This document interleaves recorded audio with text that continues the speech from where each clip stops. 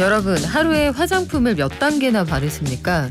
과거에 그 TV 광고 이런 걸 보면 뭘 닦아내고 뿌리고 그 다음에 뭐 크림을 바르고 뭘 또 도포한 뒤 세럼, 크림 뭐 단계가 많다고들 하는데 우리 가슴에 손을 얹고 얘기해 볼까요? 최근에 그렇게 바르는 사람 거의 없을 겁니다. 저도 마찬가지고요. 마스크 뒤에 숨어있던 이 얼굴을 공개해야 될 날이 머지 않았어요. 그런데 마스크 쓰는 사이에도 트러블이 많이 생기기도 했고요. 꼭 마스크 쓰지 않아도 화장품 사용했다가 트러블이 일어나서 낭패를 보는 경우들이 왕왕 있습니다. 이럴 때 우리가 어떻게 보상을 받을 수 있을까요? 오늘 생활발전소에서 소비자가 만드는 신문 조윤주 기자가 알려드립니다. 안녕하세요. 네, 안녕하세요. 조 기자님, 우리를 든든하게 지켜주던 마스크와 네. 결별할 날이 머지 않은 것 같아요. 맞습니다. 그렇죠. 마스크를 벗었을 때 정말 보고 싶니? 이렇게 묻고 싶은 그런 얼굴이 나오면 안 되는데 마스크 쓰고 있는 동안 뭐가 날 때도 많거든요. 근데 그렇죠. 이게 사실은 화장품을 쓰고 트러블이 생긴다는 게 이것 때문인지 마스크 같은 것 때문에 접촉성 피부염이 생기는 건지 정확히 알 수가 없단 말이에요.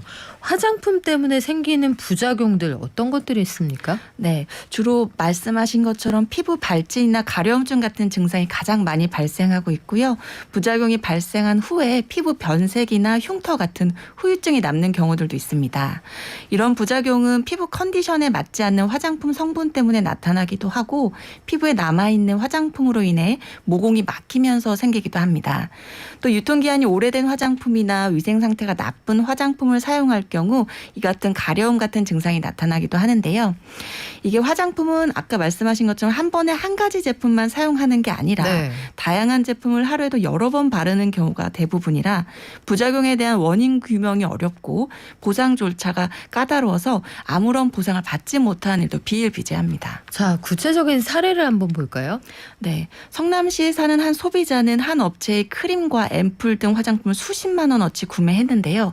얼굴이 따갑고 열이 나는 등 이상 반응이 왔지만 지속적으로 쓰면 좋아진다는 판매원의 말만 믿은 게 화근이었습니다. 한 달쯤 지나자 얼굴이 부풀어 올랐고 군데군데 발진도 나타났는데 업체 측에서는 환불과 치료비를 받으려면 화장품의 특정 성분으로 부작용이 발생했다는 의사소견서가 있어야 한다고 해서 환불도 쉽게 받지 못했습니다. 경남에 사는 한 소비자도 핸드크림을 쓰자 손등이 빨갛게 부어올라 사용을 중단했는데 이 업체 역시 핸드크림으로 피부 부작용이 발생했다는 의사소견서를 요구했습니다.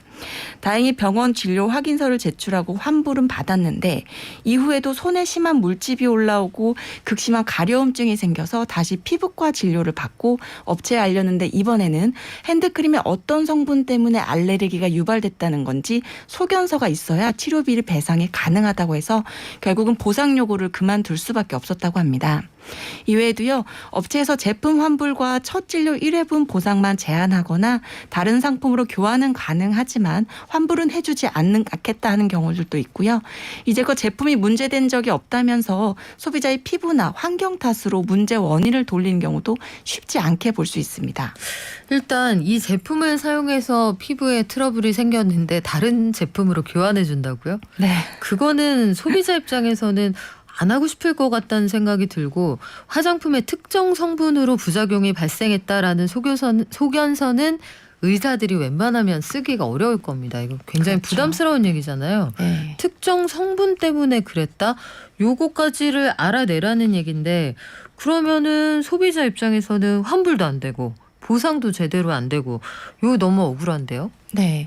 그래서 소비자 분쟁 해결 기준에서 기준을 마련해 놓고 있습니다. 분쟁 기준을 보면 화장품 때문에 부작용이 발생할 경우 치료비와 경비 그리고 일실 소득을 배상하도록 규정은 하고 있는데요.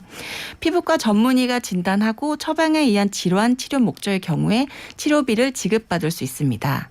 문제는 화장품과 부작용과의 인과관계를 증명하는 게 쉽지 않다는 점입니다.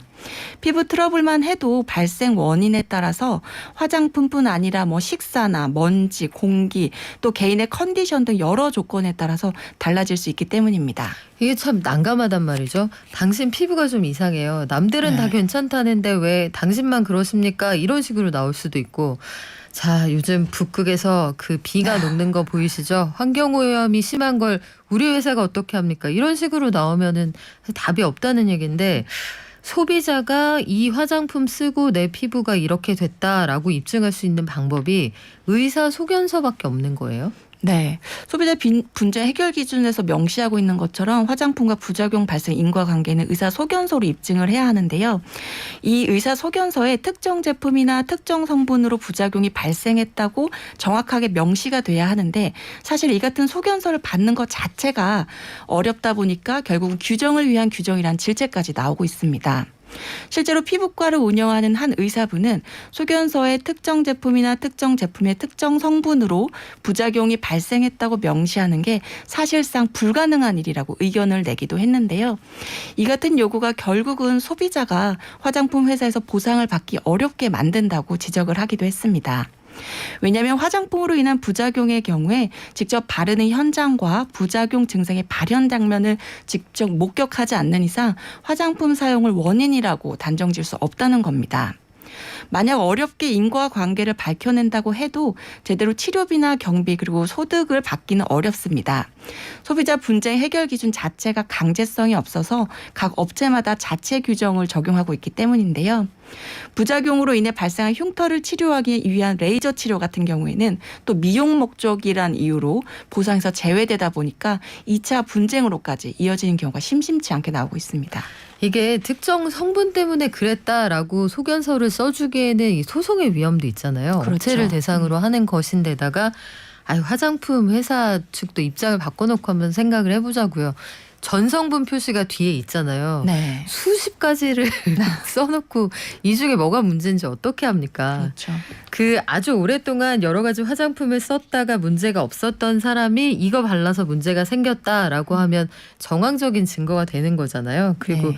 비전문가인 의료인이 아닌 소비자에게 지나치게 입증 의무가 과중하다는 생각도 드는데 뭐 아마 그 소비자 가운데 왕왕 블랙 컨슈머가 있으니까 그렇죠. 예. 만든 요런 규정이 아닐까 싶지만 구체적인 치료비 보상 문제 이런 것도 해결이 좀 돼야 될 것 같은데요. 네, 어쨌든 치료비 지급받으려면 소견서에 특정 화장품이나 특정 성분으로 인한 부작용이라는 내용이 기재되거나 아니면 대학병원 같은 곳에서 알레르기 검사를 통해서 입증을 해야 되는데 이게 시간과 비용을 몇 배로 들여야 하다 보니까 소비자들로선 쉽게 분쟁을 이어가기 어려운 게 사실입니다. 게다가 부작용 치료와 미용 치료에 대한 기준이 명확하지 네. 않아서 소비자와 업체 간 갈등이 또 지속되고 있는 상황인데요. 그래서 일각에서는 제품으로 인한 부작용 여부를 판별할 수 있는 아예 전문 기구를 두고 여기서 진단을 통해 보상을 물론 치료 범위와 방법에 대한 논의까지 가능하지 않을까 하는 의견까지 나오고 있고요. 보상을 위한 보험 가입 등 피해에 대한 준비도 업체들이 선제가 돼야 한다는 이야기도 있습니다. 대학병원에서 알러지 검사 해보신 분들 아시겠지만 등에다가 한 36가지를 뿌리잖아요. 그 시간도 길고 비용도 상당히 비싼데 그것까지 해와라. 좀 과도한 입증 책임이 아닐까 싶기도 해요. 한편으로 저는 요거 오늘 마지막으로 여쭤보려고 했는데 화장품 살 때 보면 광고에서 네네. 일주일 만에 달라진다. 한 달 만에 엄청 예뻐진다. 효과 없으면 내가 100% 환불해준다. 심지어 한 3번만 써봐도 달라진다라고 하는데 실질적으로 나는 그대로인 경우가 많거든요. 네. 안 달라진 나 이거 환불 받을 수 있습니까? 사실 좀 어렵습니다. 최근에 온라인상에 효과 없거나 뭐 자신과 맞지 않은 경우 전액 환불해준다는 화장품 광고를 쉽게 찾아볼 수가 있는데요.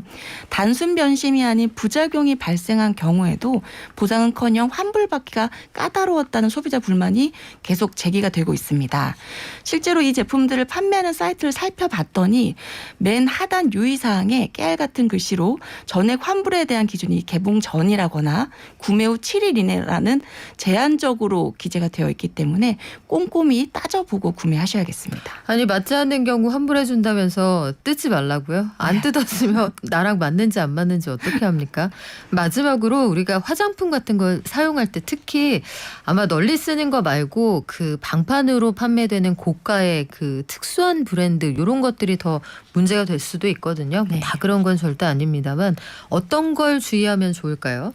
네, 현실적으로 소비자가 분쟁 해결 기준에서 제시한 인과관계를 입증하는 게 어려운 문제가 있기 때문에요. 직접 대응하기 직접 대응하시기보다는 소비자 보호기관의 도움을 받아서 종합적으로 판단을 받아보는 게 좋을 것 같고요. 또 2020년 1월 1일부터 화장품에 알레르기 유발 성분 25종을 표시하도록 화장품법 시행규칙이 개정된 만큼 구매하려는 화장품의 성분을 꼼꼼하게 따져보시는 것이 필요합니다.